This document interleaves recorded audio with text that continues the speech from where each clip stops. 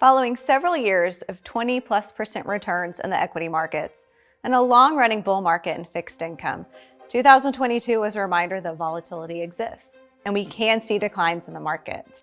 When you invest in the equity markets, you can expect to receive about an 8% annual return over the long term, but you also have to be able to withstand declines and corrections.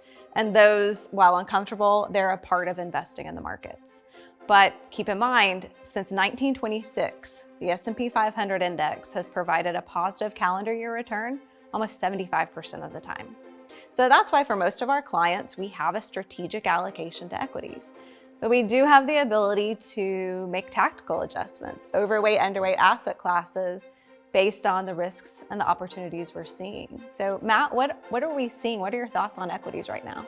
Equities right now trade at the higher end of their historical range from a valuation standpoint. So that's not a disqualifier in and of itself.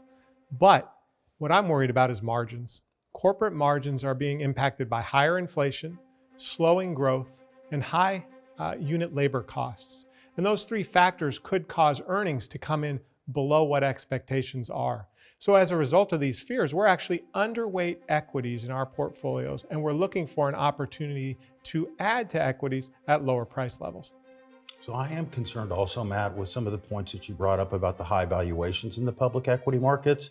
But for those that have a little bit of money to invest, they don't have to go to the public equity markets now. There are alternatives. I mean, you've got the Fed funds rate up at, above 5%. It's broad deposit rates, CD rates, money market fund yields that aren't at zero any longer. They're providing some return.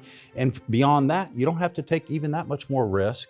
And you can get returns above inflation now. So there are alternatives to public equities. Yeah, I think that's important, Brian. The other important thing to remember is that bear markets never feel good, but we've been through them before. We've been through these economic cycles before. And in fact, our asset allocation process, the way we think about managing risk and pursuing returns, it takes into account periods just like this, just like we went through 2022, what we may be looking at as we move forward. And so this is really one of those times when we need to understand that normal market volatility, as you talked about, Melissa, that's not a reason to change your investment objective. There's nothing that's going on in the market now or what we're looking at that is outside the range of what we would expect looking at the longer term history of the markets.